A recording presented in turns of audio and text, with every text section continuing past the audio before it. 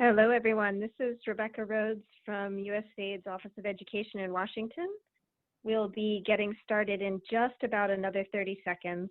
We just want to give the last folks a chance to join.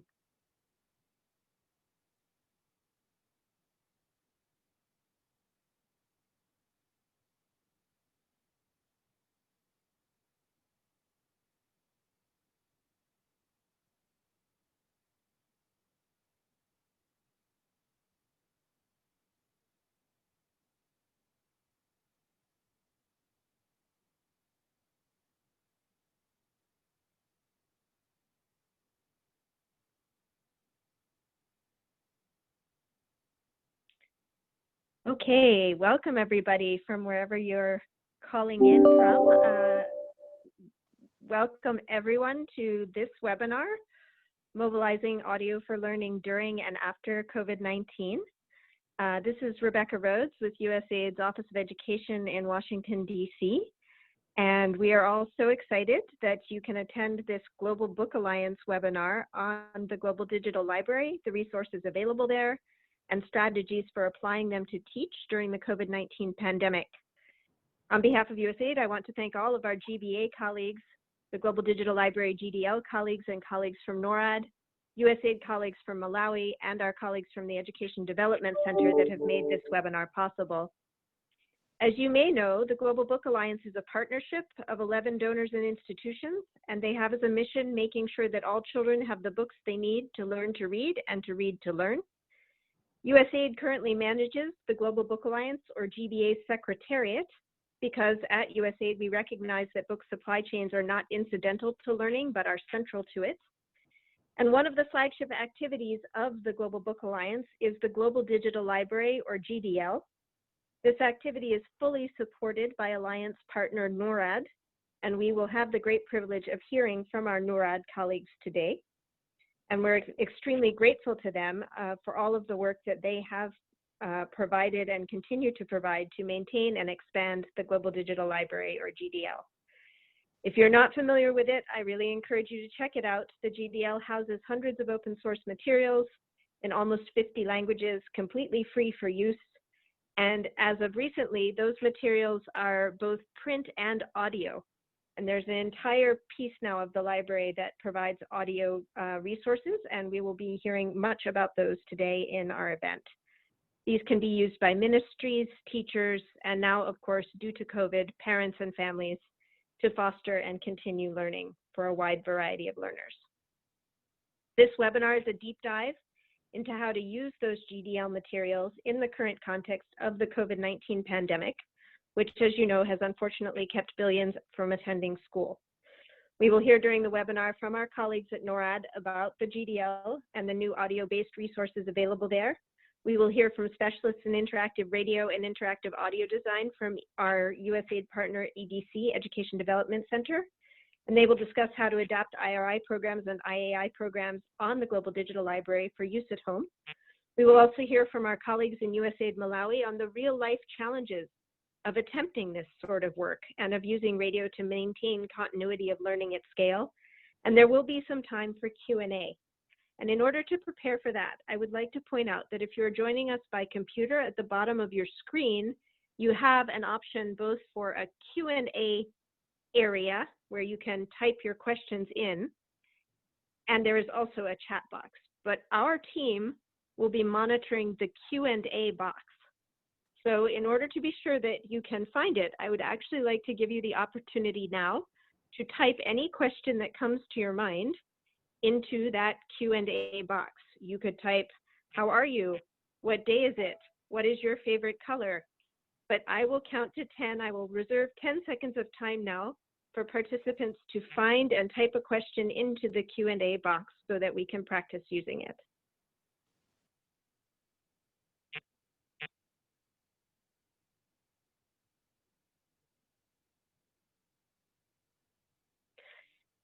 I hope that some folks were able to find that Q&A box and use it now, because at the end of the webinar, that is where we will invite participants to type in questions, or at any time actually during the presentations. If you have a question, you're welcome to type it there, and panelists will do their best to answer you. The chat box please reserve for signaling to the team if you have some sort of technical difficulty or cannot use the audio. Please put your questions in the Q&A area. And with that said, again, with a warm welcome to all, I will go ahead and turn this over to our colleague, Christina Gundersen from the Global Digital Library and NURAD, and let's begin.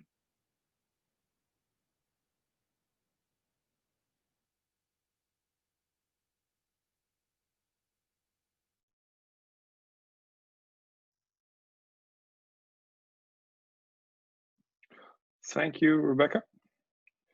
I'm just setting up over here. I am currently just north of Oslo, meaning this is evening time at our place. So you please apologize for it looks like I've been setting myself with lighting, but I have not. It's the sun going down. So my name is Chris. I am the CTO of the Global Digital Library. I will give you guys an introduction to the GDL as a platform, and of course to our new edition, which is GDL Radio. It's important for me to also communicate clearly the difference between those two, because they have different purposes. So that is basically what I'm going to run you through during this talk. I'll start with a short introduction focusing on the current platform that we have. As Rebecca mentioned, we have nearly 50 languages, and we'll have at least 80 by the end of this year on that platform. After that, I'll walk you through the brand new beta version of the GDL radio platform and give you some practical information about how that is structured. But first of all, the GDL is a flagship initiative within the Global Book Alliance, and it is funded and managed by NURAD. It is sort of our piece of the puzzle that we sort of maintain. We're truly depending on a collaboration with USAID and other partners in the Book Alliance, because they provide all the content that we are gathering. Because that is what we are actually doing. We're gathering content that is already existing, and that is labeled under a Creative Commons license, open and free licensed. And we provide that on a platform, both for print, mobile, and web. So that's the idea. And so far, up until now, audio has not been a part of the equation. We just recently, 2 months ago, introduced sign language with video, but the idea of an audio library is fairly new. But this is early grade reading focused, and it's mainly books, but also now games and videos. So that is the GDL. This is the platform. It has been developed over the last 3 years, launched in 2018, and we've been trimming it ever since, adding new languages. So right now we're at 45, but we'll add 30 new languages, in fact, just over the summer. So then we'll be tipping over 60, including another set of new content elements from USAID-funded projects, both in Senegal and in other countries. I think the next one is from the Asian pool of countries. But in total, we have 13 new languages on the imminent backlog of new languages coming in. The idea of what we're trying to do is increase the availability, of course. So that's our role here. So the content already exists. We present it on an openly available platform that scales worldwide, and that makes the content available both for mobile consumption. So that's important in terms of a smaller screen, of course, and so forth, on a computer or a tablet, but also for print. We have both low resolution print that goes for every title on the whole platform, but we also now have a separate print, high quality print repository that we're now developing further. That repository has currently, I think, 17 languages, but we're working to expand that as well. So we both have high quality print for instance, publishers, and low quality print if you want to print in your home. As I mentioned, 45 languages currently, and it has been rising quickly. The number is very much attached to the fact that we're focused on quality, on high quality content. We have in our sort of vast resource pool, more than 250 languages, but only 45 of them have sort of until now met the quality assurance criteria. A bunch of partners joining us on this effort, playing different roles. I'd say USAID is our primary content provider, especially when it comes to content that is of high quality and approved by the government in different countries. It's all started with 7 languages in Ethiopia in 2018. That was also USAID-funded. We have 7 languages in Nepal that has been funded with USAID funds. And the 3 new ones that I mentioned from Senegal are also from there.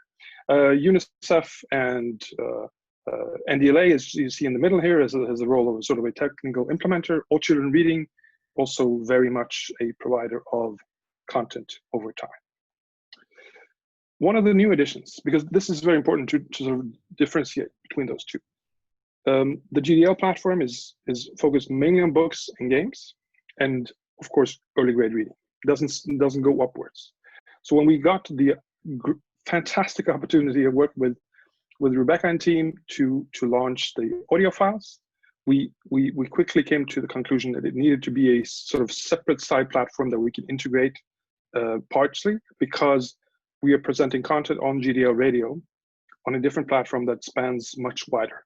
So it's not only early grade reading, it's not only lower grades, it's different target groups, different beneficiaries for each country. So at this point, you'll find that the platform itself on gdlradio.org on a separate platform, but the same look and feel, the same platform in the bottom as the Global Digital Library. And of course, in the future, we're looking to cross-reference whenever that is relevant. For those of you on phone now, I'm now showing a picture of the platform, which is basically very simple. While the top here provides an opportunity to search, we have country-based navigation as a starting point. So you choose your country, and then you navigate further down for resources. This is different than the GDL platform, the main GDL platform, which navigates primarily by language. So there we have languages. Here we have countries. If you go down to a specific country like this one, DRC, you'll find very quickly that you navigate per subject underneath there, and you can drill even further down.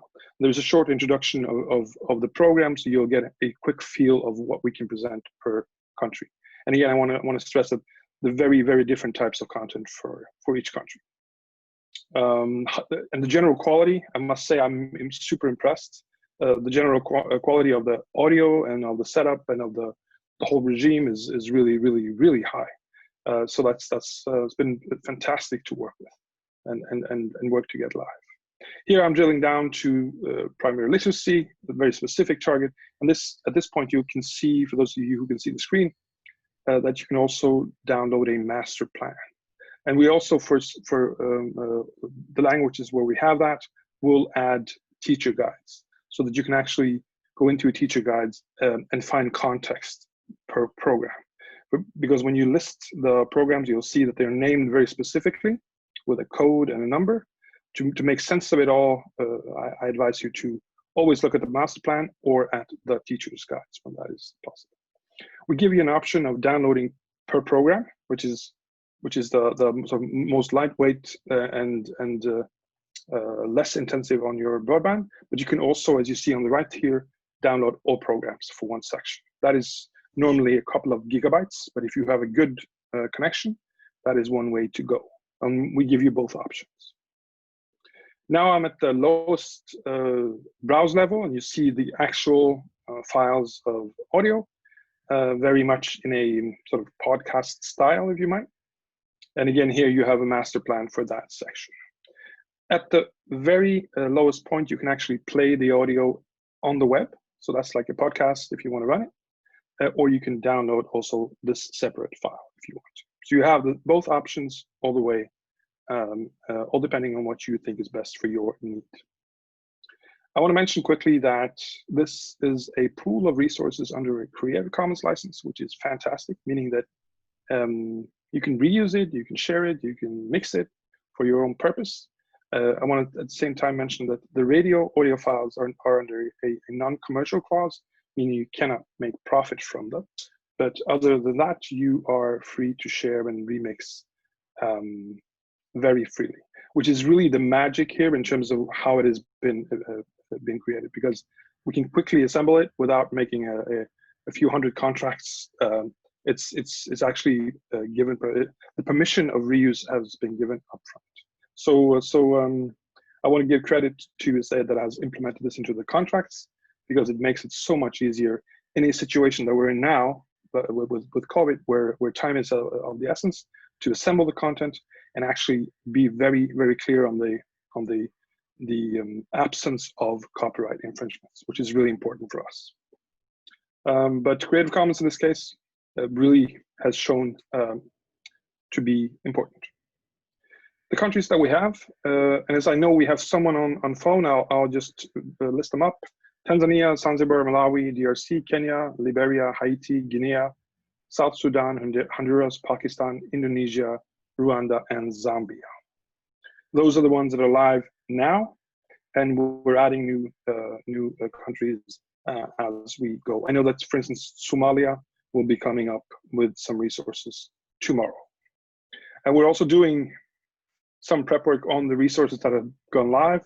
I want to emphasize that we have done this just over a few weeks. This is something we normally don't do. We sort of prep it more before we go live, but because of the pandemic, we have prioritized to go live with a beta product and more content as we move forward. And it hasn't been a big problem. It is only a sort of positive thing, but I just want to mention that when you go onto the platform, that we're making tweaks also on the content as it is over the next couple of weeks. So it might be that you come in and run a file that doesn't run. If you go in the next day, that is probably going to be fixed. So that's sort of a disclaimer, but please go in and try to find your designated files. This has been a tremendous journey for us, and I think it really, really shows. I want to end with that, because it really shows how a very close collaboration over time can flourish into something really, really concrete in a very short period of time. The very close collaboration we've had with Rebecca and her team is at the heart of why this has been possible. And of course, the way EDC, because I failed to mention that all the files you see here are EDC files, simply because they came very neatly packaged. But the collaboration between those three parties is something that needs to be mentioned. It's really been fluent. It's been really, really good for us on the implementation side, at least, to make this happen over such a short time. If you want to check it out, as I mentioned, it's gdlradio.org. And I think that's it for me. Thank you guys for having me. And over to you guys, the next speaker.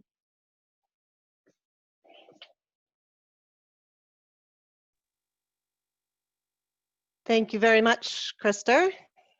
This is Christina from EDC. Thanks very much for the introduction, and welcome to everyone online. I'm going to give you a little bit of an introduction to the ways in which this existing content on the GDL can be used, and the value of audio as a support both for pandemic response and crisis response, and as a broader support to systemic resilience and strength, along with my colleagues, Dr. Simon Richmond and Dorothy Matiti from USAID Malawi, who will talk, as Rebecca mentioned, about how that is going in that particular context. So, as everyone on this call is aware, the global health crisis that's posed by COVID-19 is very rapidly becoming an educational crisis. Here in the United States, where I live, inequity in access to technology is widening the learning gaps while schools are closed, and that's even more true globally. Fortunately, one answer to this global challenge is the tried and true approach called interactive audio instruction. Interactive audio is a pedagogical model that engages students and teachers in active learning, led by audio characters that are reminiscent of the listening community in a story arc that resembles the listeners' lives. The radio characters interact with students and teachers in a research-based curriculum. And there are prompts and pauses that are built into the programming for student and teacher participation. Students are physically active, mentally engaged, and entertained, and the teacher is coached through best practice instruction by a radio peer. Interactive audio instruction is both meaningful and fun, and it builds not only content mastery for students, but also the critical problem solving and social emotional skills that derive from interactive engagement with one another. We thought you might like to see what this actually looks like in practice. It's easy to talk about, but a little bit hard to imagine. So here's a short clip of interactive audio in action in community schools in Zambia. Let me know if there's any trouble with the sound, and I can restart.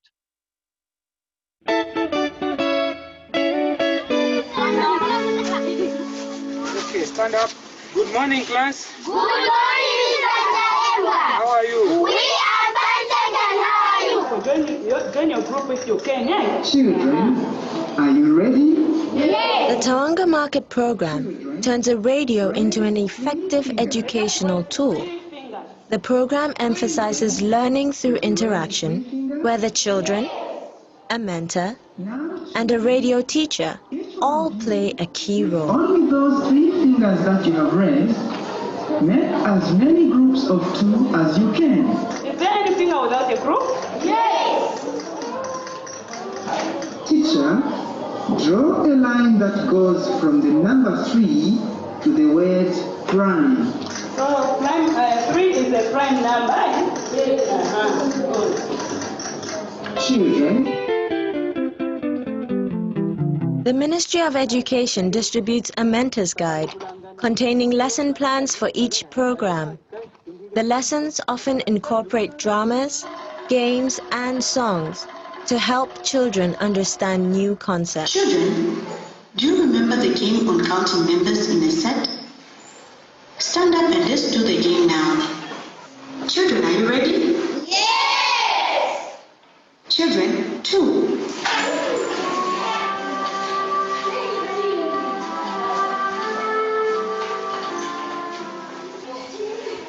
Children, 4.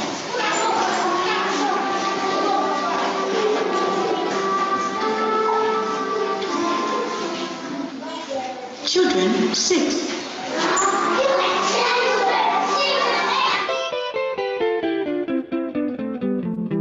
Teacher, please ask individual children to say what the jumbled words are. You have 40 seconds. Children, you may now start quoting the words in your books. I love the program so much, in the sense that it helps the children to catch up so quickly. You'll find that the children are getting something direct from the radio teacher as well as from the classroom teacher.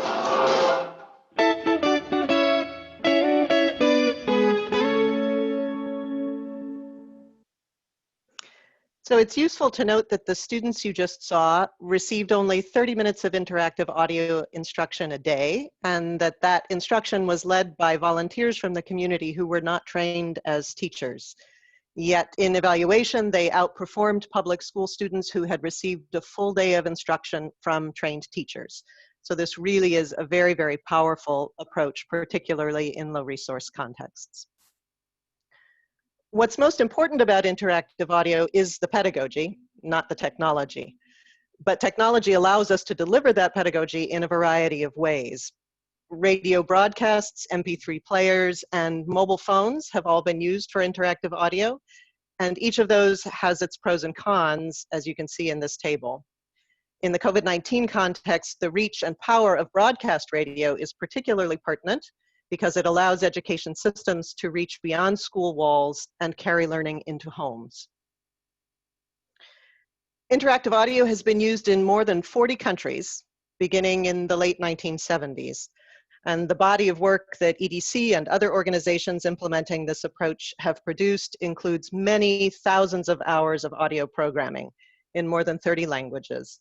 Many of these programs, as Krista and Rebecca have noted, are or will soon be available on the GDL for use and reuse.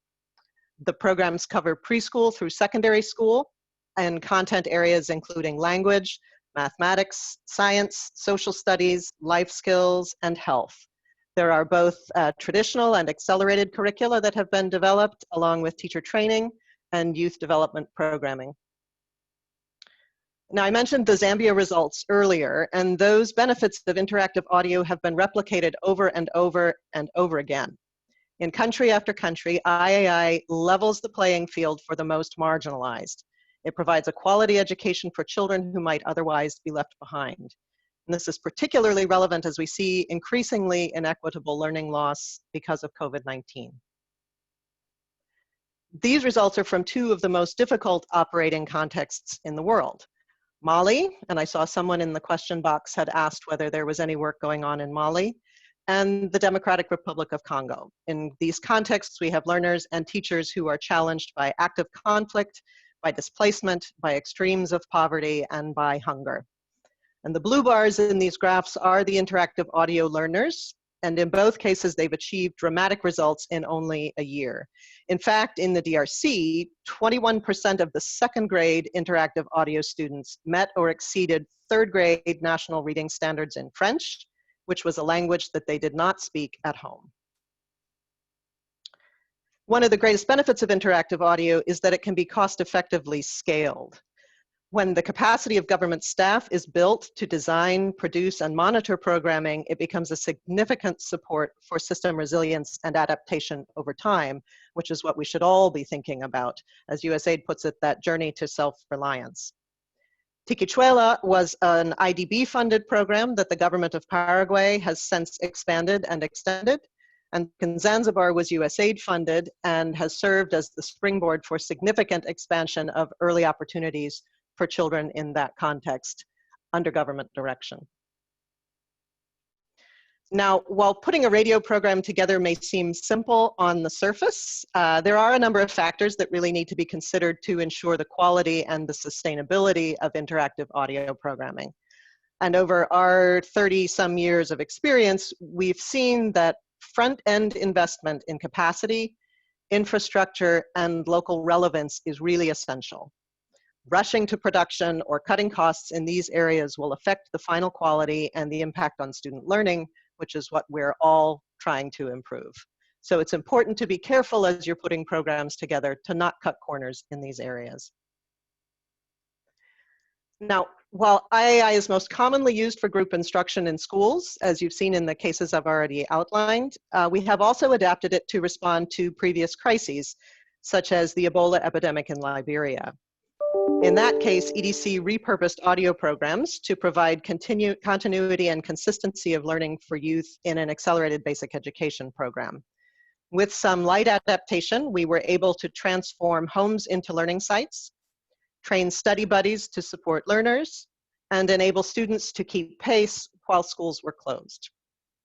A number of countries are currently making similar adjustments to respond to COVID-19, and they're discovering that there are some particular challenges involved in repurposing the existing audio programming. So the rest of this presentation will talk about how to do that in a way that ensures the quality and delivers the results that we're all hoping to see as students are faced with the learning challenges that they're facing. My colleague Dorothy Matiti from USAID Malawi will discuss the efforts in that country as a frame of reference for what needs to be done to effectively reuse the existing programs that will be available on the GDL. Over to you, Dorothy.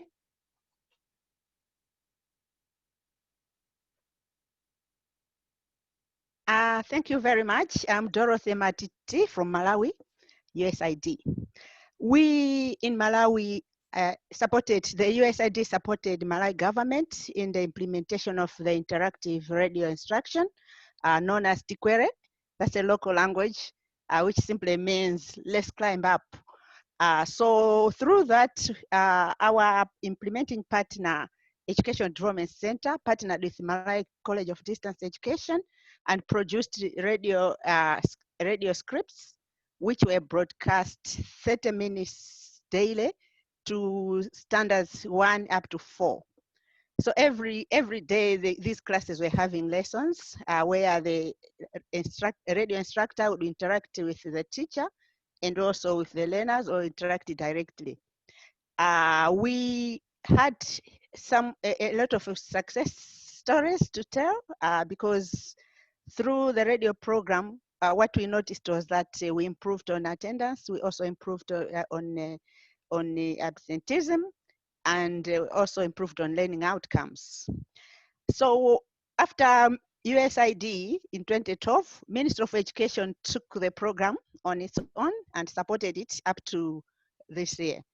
But when schools were closed, because schools in Malawi have been closed for 2 months now because of COVID, the ministry took another option of using the same radio so that they could provide some kind of education to the learner. They did a bit of adaptations, but I think I'll explain some of the things that USAID is going to do so that we can improve on what is happening now. So currently, the ministry is broadcasting Tikwere programs for standards 1 up to 4, 30 minutes every day. And they are also planning to expand the radio program for standards 5 to 8 because those classes currently, they don't have anything except their own reading if ever they took books with them to school. The challenges that are experienced are the access to radio program themselves, because I don't know if there's any mechanism that is put in place to make sure that the learners really listen to the radios during the time they are home. But at the same time, we also we know the socioeconomic background of some of the parents, and we doubt if ever the radios are at home so the learners can listen to these radio programs. Another issue that we think as a challenge is content depth and breadth. These radio programs were developed with a mind that there will be a teacher, and the teacher would complement what the radio teacher was saying by bringing in materials and also explaining further. So we don't know what is happening in the home because there's no that radio, there's radio teacher, but there's no classroom teacher to also facilitate the implementation of to facilitate the radio programs. Another issue is also material support, especially when you look at the programs, the part where the element of Chichewa and English, the lessons, the way they are structured is that sometimes the radio teacher would ask the learners to use a text so that they could read or do something else. So in the absence of materials in the home, it may pose challenges for the learner who is listening to these radios. And one last challenge is that of parent facilitation. It's an assumption that a parent is there to assist the learner, understand what is happening. And looking at the African scenario, some parents may be illiterate. So those pose challenges on the success of the radio program that is now currently on. So looking at this, the USAID is looking at what should be our next steps for Tikwere, because we really want the program to work. So we want to work with the Ministry of Education, particularly the Malawi College of Distance Education, to strengthen the Tikwere literacy element. As I said, the 30 minutes is demarcated in 10 minutes of Chichewa, 10 minutes of English, and then the 10 minutes of numerals. So we would want to, because we are implementing the national reading program, we would want to support MSAD to realign the radio programs to the national reading program. Let me give you a background. When these radio programs were formulated, where the scripts were written, they were based on the national primary curriculum, which when we started the national reading program was changed. We developed books that were more focused on reading and focused on the 5 key reading skills. So although MCDE says they are aligned, we listened to the radio programs and we see a missing link. So I want to try to support that element. The second thing is we want to format the NRP materials for digital sharing on the MOIST website, also on tablets and phones. For information, through NRP, we have produced a textbook, a core textbook for every class, standard 1 through up to 4 for English and Chichewa. But we also managed to produce 96 titles of supplementary readers. So we are trying to look at how do we make these available for the learners that are home, so that the radio programs will be a success. And the final on the strength and the literacy element, we are looking at coming up with the radio-based remediation activities for recovery of learners of learning loss, and also to assist learners with special needs. Malawi schools, as I've said, have been home for 2 months. And we know that those who are not following these radio programs, or even those who are following the radio programs, looking at the depth, they have a lot of learning loss. And we want to see how we can bridge that gap, so that when the schools reopen, at least the learners will be at the right position, so that we can proceed with the national reading program implementation and get the successes that we want to achieve. The second thing that we want to do is now targeting the home, and that is we want to enhance home use of these materials for COVID response. So what do we want to do? The first is we want to reformat. As I said, the interactive radio programs are done on an assumption that there should be a teacher in front trying to facilitate that. So we would want to reformat from classroom instruction by a teacher to a home learning with a parent support, because we really see that the parent is vital, the parent is instrumental if these programs are to make an impact. And lastly, what we want to do is we want to broadcast jingles and short videos to encourage parents to support children's reading during the Tikwere radio program or after the Tikwere radio program. We have jingles that we use, we've been using in the national reading program that we're encouraging a parent to support the learner reading at home as continuing learning. But because of COVID, we would want to modify the language in those so that they are more relevant, and at the same time that the parent should take up the role of a teacher when they are home to help the learners listen to these radio programs and provide the support that they can do. I think that's what we are doing in Malawi currently. Thank you.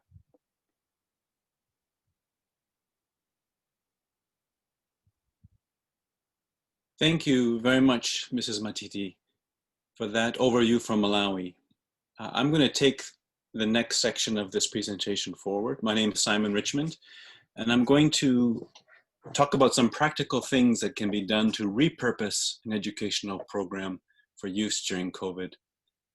Special congratulations to Malawi, who I think are one of the few countries in the world who have been able to sustain their educational services without any interruption during this period. And thank you, Mrs. Matiti, for giving us an overview of how that was done, as well as an honest appraisal of some of the problems.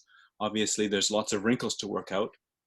Nobody was expecting this pandemic, and IAI, as useful as it can be at home, is not normally produced for use at home. So there are some important adjustments that need to be made.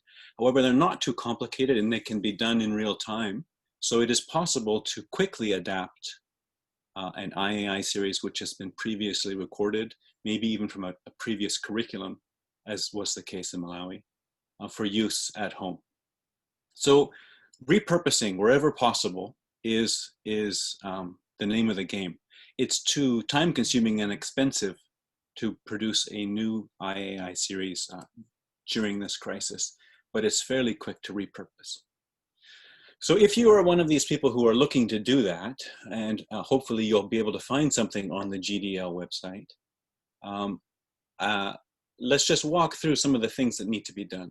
Obviously, you're already thinking about the goals of whatever program you're trying to design. You've prioritized subjects and languages. You're thinking about a particular language of instruction.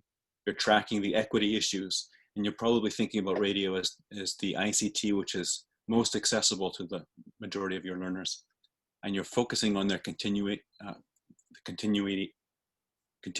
of their learning experience. So let's just jump to the next screen and talk about the 5 things that need to be done to take an IAI series and transform it for use at home. The first and most important is preparing the parents. They need to be taking on a teaching role, and that's quite a different mind shift for them. Now, let me clarify something.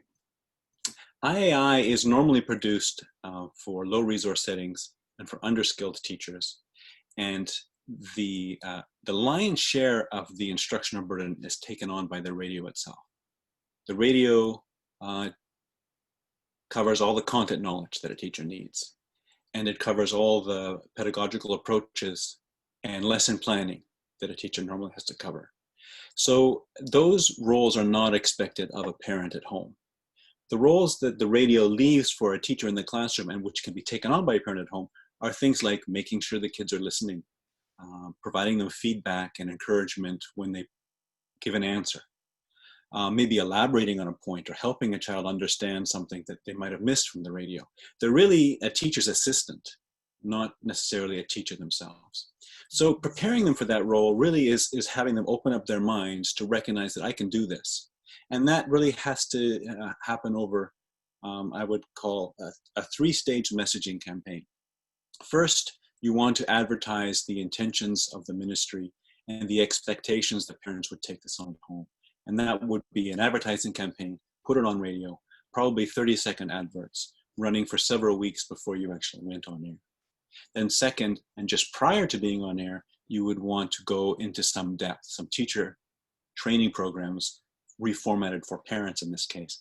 So telling them exactly what they need to be doing at home to play this role of teacher's assistant.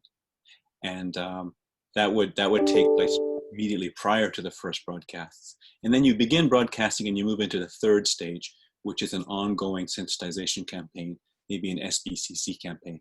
And I'll come back to that in a minute. But let's move on to the next slide, which is preparing homes to be classrooms. Now, classrooms have a certain set of features, and you see those on the left, and we need to try and mimic those in the home. So the teacher becomes the parent. The classmates, a lot of the radio activities are designed for use by groups of kids or pairs of kids. So a child listening at home alone is going to have much more success learning if they have peers, maybe siblings, maybe older family members who are role-playing. But you want to try and give a learning community to this one child who's learning in their living room. Blackboards, materials, you want to try and make those available. And they don't need to be formal blackboards, of course. Writing on a piece of paper, one-on-one with the child is suitable. On a piece of cardboard, if you have more kids, you can write outside, in the sand. There's lots of solutions there. And lastly, classrooms are supposed to be places of undisturbed learning. So you want to make sure that the children are available during the broadcast time, they're released from their chores, and that they are protected from interruption by siblings or any other kind of disturbance. So those things, the training of the parents and this setting up of the classrooms are covered in this public awareness campaign, the advertising. But there's some other work that needs to happen before or in parallel with that, and that's preparing the broadcasts for this new context. And there's different levels of editing or preparation that you can go through, and it really depends on the series that you've chosen. So Mrs. Matiti talked about a previous curriculum being used in Malawi. So that's on this list. Let's just go down them from the top. If what you're broadcasting is only slightly different from what's currently being taught in classrooms right now, incremental changes, there's no need to start to edit the programs, just rebroadcast them as they are. But if there are small changes, then you might want to overdub names or terms that are no longer used, or maybe even selectively cut out content that was once appropriate but which is no longer relevant. In Malawi's case, they're actually talking about new methodological approaches to teaching literacy. So this would be something that could be introduced as a new segment. Maybe you drop the old literacy segment and then you re-record a new short one to take its place. That can also be done fairly quickly, much more quickly than having to produce a whole new 30-minute program, because now you're just focused on 3, 4, 10 minutes. And then finally, perhaps you are broadcasting in a totally new language. You would want to translate and re-record the whole series. And that also is faster to do than creating a new series in real time, because you're working from already produced materials, already quality tested materials, and the translation and the recording is a simple mechanical exercise. So any studio in your local labor pool would be able to take on these tasks fairly quickly. Now, another challenge is the support materials. Every series has a different set of support materials, and some series are designed to be material heavy and some are designed to be very, very light. But especially when you're dealing with teaching reading, you're probably going to need to provide some kind of materials for children to practice on. And even in the lightest series that I'm aware of, there's always been some kind of a guide for the teacher, letting them know these are the learning objectives that are coming up. Here's some things you need to write on the board beforehand. Here's some activities that you should complete after the broadcast. And these are important for the parent, because if they are transcribing onto the board things and they are low literate themselves, it's much easier to copy what they are given instead of trying to remember how things are spelled when the radio dictates it to them. Also, it's very important to complete the post-broadcast activities, because as we mentioned, 30 minutes of broadcast a day spread over several subjects means, 5, 8, 10 minutes per subject. And that's enough time to give the instruction and to model the application and to give a little bit of practice to the pupils. But the actual completion of work needs to happen post-broadcast. So all teachers' guides have this post-broadcast section of homework. So those can be quickly moved over into graphic form, PDF form, exported from the book format that they're in, and texted out or WhatsApped out. They can be reformatted to be text only and sent out via SMS. And of course, if you have the connectivity, there's lots of options for digital downloads. And if there's no option, if there's no network at all, there's normally some kind of a distribution system through local newspapers, or maybe Coca-Cola. We've got trucks who are going out to rural areas. You can print low-cost inserts and get those out there. So it takes some creative thinking, but it is possible to do. Can we jump to the next slide? I think this is going to be the 5th of 5, the managing public awareness. This is the constant messaging that needs to be going out. I mentioned earlier the importance of changing the mind shift, the mindset of parents who normally take on the role of paying the school fees and ensuring attendance, but don't really see much more work for themselves than that. What we're really trying to do here is tap into that motivation that every parent has to ensure that their child gets a good education, and make them aware that there's a lot that they can do at home. And that takes time to change that behavior, to reverse the whole culture of schooling that we've had in human history up to this point. So you want a constant SBCC style campaign going out that's not just training them how to use these resources at home, but communicating ideas like this is an effective way of learning. Learning via radio is just as good as learning in the classroom, and the test results show that. That these programs are formally endorsed by the local government. That this is very reassuring to kids in a stressful time to continue to learn like this. That the parents play a vital role here beyond just making sure the children are tuning in, help them make sense of the content, listen alongside them. And perhaps most important of all, promote, if you're succeeding this at home, promote this practice among your neighbors. Spread the word that this is working and that this is something that everybody should be doing. Can Can we jump to the next slide, please? So that was 5 steps to how to repurpose a program. But ideally, we would all have the time and the resources to create a new IAI series just for use during COVID, and that would be perfect. So let's just compare the differences between the two. The advantages of repurposing are largely on time and cost. It can be done in 2 weeks to 3 months, where you are editing in a way that's just ahead of the broadcast. You're creating new content and you're slipping it in. It takes, like I said, 6 months to a year to produce and to test a completely new series. The costs are also lower. You're saving a lot on the production costs. You're not having to do any focus group testing in classrooms. You're probably not investing a lot in training local Ministry of Education employees, so your capacity development costs are very low. And there's very minimal advertising costs and training costs for your parents to bring them online. Compare all of those to the production of a new series from scratch, which has production costs, the studio costs, the testing costs, all the training of your local writing corps and producing corps, and all the training, probably face-to-face training of teachers at scale. That all quickly gets very expensive.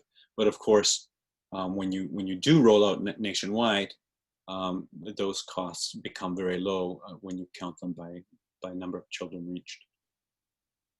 So the advantages of repurposing: you've got a rapid response, you've got a previously tested, a quality assured product, and you're working with something that's been proven to be more effective than the kind of classic one-way delivery of lessons over radio, which are quick and easy to do, but which are very low impact.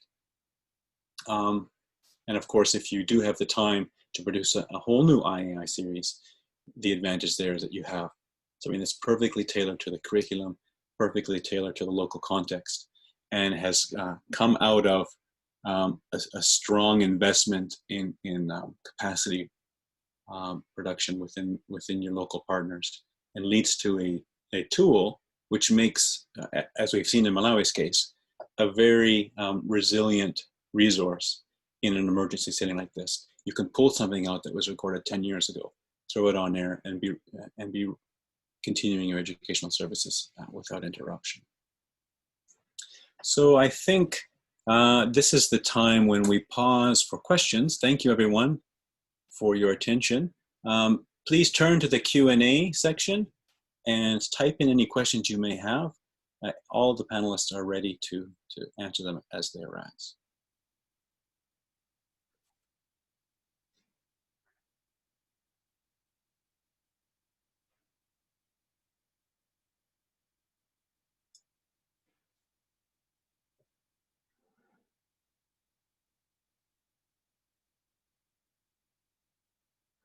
Okay, thank you, Simon. And we've given a few seconds for people to be able to enter their questions. The only one that we've seen come in is one about whether there will be a recording of the presentation available afterwards. And yes, there will. Also, resources that you can use if you would like more information about these products and this approach, as well as answers to the questions from this morning's session. This is the second run of the webinar. And we did have a series of questions this morning as well. We had one other question about targeted grades in Malawi for the use of IAI to respond to COVID-19. And I believe that Mrs. Matiti said that grades 1 through 4 are currently on air, and grades 5 through 9 will be coming online later. But Dorothy, Mrs. Matiti, would you like to respond to that question? Which grades will be used for IAI in Malawi? Because we don't have radio programs in standards 5 to 8, and USAID programming is only on early grades currently. So USAID support will be targeted for standards 1 to 4. And if Ministry of Education goes ahead to move to the remaining classes, will also come in to support. But all what I was saying are targeting the early grades. Okay, we have another question about translation into new languages under Creative Commons licensing. Yes, that is possible as long as the products are not monetized or used for profit. Translation is allowed under the adaptation clause of the Creative Commons license. We also have a question about gender difference in rollout and success, noting that often men own and control the radios and have the money to buy batteries. So how do we manage the access for women and girls? Simon, would you like to address that one? Yeah, great question. This is exactly the kind of thing that should be addressed in your SBCC campaign and your early messaging. We always have success when we appeal to people's higher natures. And fathers who might normally play a provider role and are covering the cost of school fees, they can be sympathetic to the argument that paying for the cost of batteries and sharing the radio is a new application of that responsibility. If you have the means to do some more elaborate social organizing, we find that the most success comes from organizing communities around listening groups, where you have a local committee, which is made up of a cross-section of ages, genders. You have youth and you have the elders. You've got men and women. And this listening committee is available to weigh in and help make decisions about how the radios are being used. So that is a way of sharing the responsibility and making sure that there are other voices that can advocate at the community level for use of these resources. And maybe there's also some public awareness that should be going out about what exactly is a radio. Many people aren't aware that their phones, their feature phones, can act as a radio. They have a little radio receiver in there. And so the family radio, which might have big speakers and might be power hungry, might be difficult to pay for, but a small, easily rechargeable phone could be used in its stead.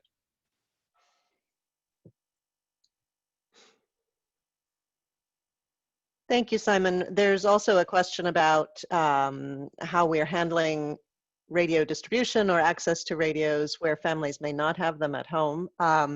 Some examples from EDC's work include bringing people together socially distanced around radios that either are in neighborhoods or in the broader community. Because a radio has relatively powerful speakers and can be turned up, it's possible for families to agree that they will listen together and put the radio in the window of one home, for instance, turn the volume up so that other children in that area who don't have radios at home can listen to the programs.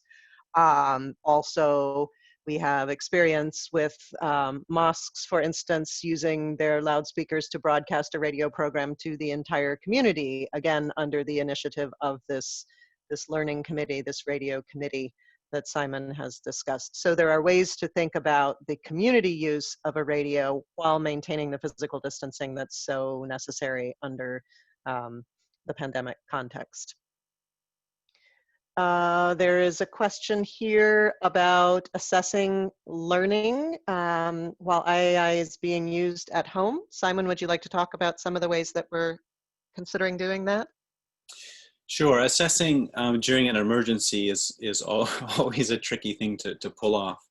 Obviously, you're evaluating the impact of an initiative that was not designed to be used in this way. But it is interesting data to have. If you are able to, what we normally do when we assess the impact of children listening is sample and get out to their schools and test them on what they've covered so far. And if you're able to do that, it simply is an extra step to go from beyond the school to the house itself. But it's much easier to have access to people if you also have their phone numbers. And if you are distributing content for them to use alongside the radio, you might be collecting, having people register their phone numbers, answering a radio advert, calling in to register their number so that they can receive regular texts. You can then call out to them, reach a sample that way, and conduct a short assessment over the phone. IVR is a great alternative to that. You can have people call in and answer questions through their handsets as well. So there's several creative ways you can try and get good data on how much learning is going on. But obviously you need to get a program out there first that's being used.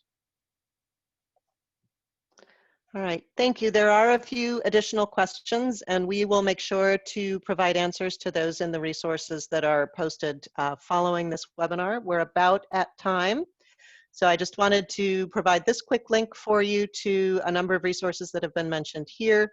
The first is the Interactive Audio Repurposing Toolkit that EDC has recently produced, which is a guideline for supporting the use of the programs that are available on the GDL. That's on EduLinks, and if you search more broadly for interactive radio instruction on EduLinks, you will also find additional resources there from EDC and other partners who've been implementing interactive audio, as well as, again, the link to GDL radio. And at this point, I'd like to turn this back to Rebecca for closing remarks. Thank you. Can you hear me? Yes. Yes. Thanks so much, Rachel, and everybody, and all of the colleagues just from across the spectrum. This really has been, as Christa emphasized at the beginning, a tremendous journey of joint effort. We know it doesn't solve every problem. I think Mrs. Matiti's presentation from Malawi convincingly demonstrates that this is not an easy fix, but it is a very effective and useful fix at a time like this when so many of the routine resources available for schooling are simply not able to be accessed. So from USAID, we would like to thank everybody who's participated, those who have asked questions, those who have taken notes, and those who have been our panelists for the day. We encourage you to use the resources that have been discussed and that are listed in the webinar packet. And if you need anything else, to please reach out to any of the contact addresses that you've received. And we look forward to working together as a global community to continue to respond to the learning needs of COVID-19 using all resources available, including interactive radio and interactive audio instruction. Thanks very much, everyone, and have a good day. Thanks. Good day too.